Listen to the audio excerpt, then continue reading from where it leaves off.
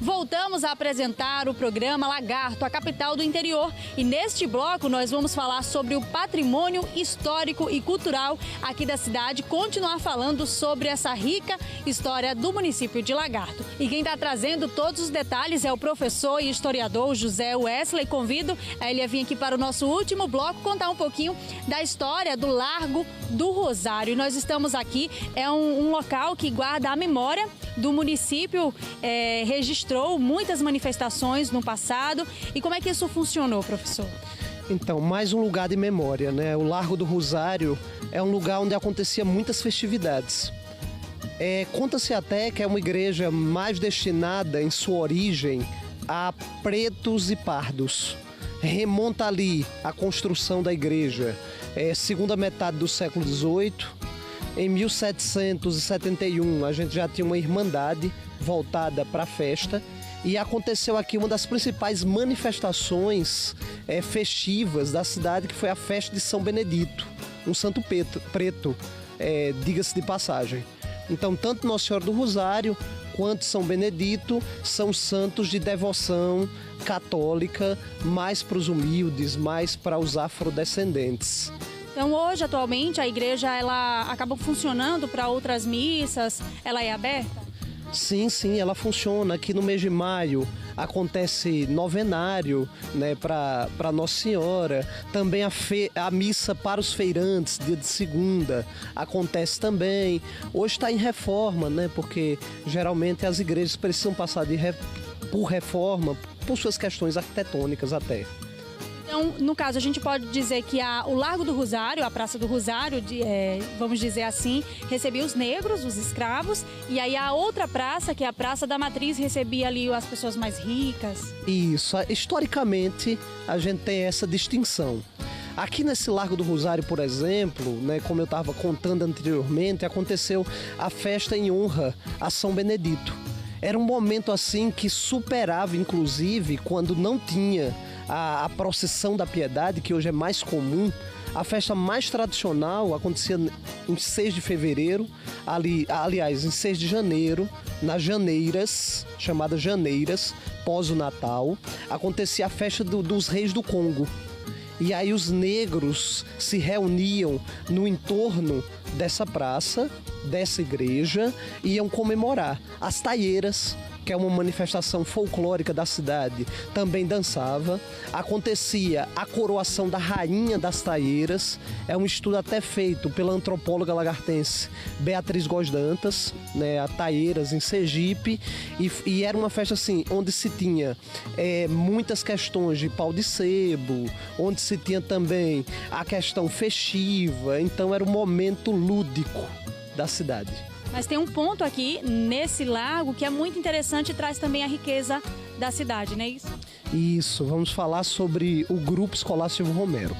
Esse espaço que guarda muitas memórias, a gente está falando aí dessa riqueza patrimonial da cidade. E por incrível que pareça, é o único bem tombado. Tombado é uma expressão utilizada dentro desse universo patrimonial, que quer dizer, é um bem que deveria estar sendo protegido. Protegido por instituições como o IPHAN, né, o Instituto do Patrimônio Histórico e Artístico Nacional. Mas esse bem, na verdade, é um bem tombado pelo Estado de Sergipe. Então ele pertence ao Estado.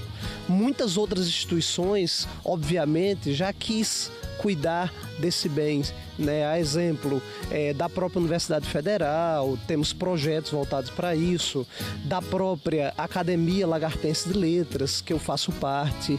Então, o que a gente espera é que esse bem patrimonial da cidade, fundado na gestão de Graco Cardoso, 1923, e que tem a águia como símbolo, que já serviu tanto, né, para a nossa cidade, serviu, claro, de escola, já serviu de biblioteca, já sediou alguns cursos profissionalizantes. Então o valor patrimonial desse prédio, que tem quase um século, é assim, sine qua non para a cidade.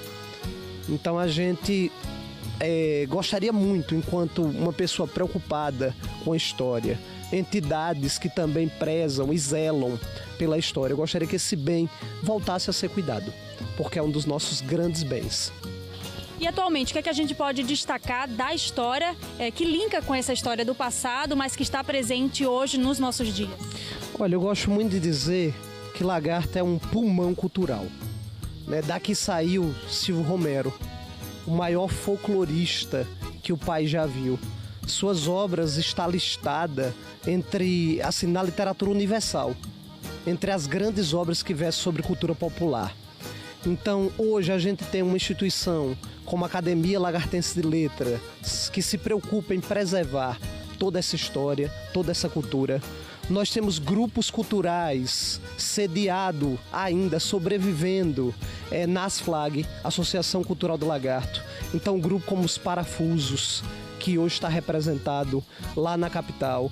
Então, toda essa pujança cultural ainda é algo que a gente quer continuar falando, preservando e martelando para gerações futuras conhecerem. E que essa história de Lagarto possa ainda continuar por muitos anos e que ela possa gerar outras histórias tão interessantes quanto essas que o senhor contou pra gente aqui hoje no nosso programa. Muito obrigada pela participação. A gente é que agradece. Quando quiserem conhecer um pouco mais sobre o Lagarto, acredito que não só eu, mas muitas pessoas estão dispostas a contar um pouco mais sobre essa cidade que é conhecida como Cidade Ternura, que é também uma cidade de todos nós. E essa cidade de todos nós, todas as histórias, cultura, economia, política, folclore e tudo isso você confere aqui no programa Lagarto, a capital do interior. É cultura, é história, folclore, economia, política, tudo isso e muito mais. E nós temos um encontro marcado no próximo sábado com mais histórias de Lagarto para você. Eu espero você, tá bom? Até lá!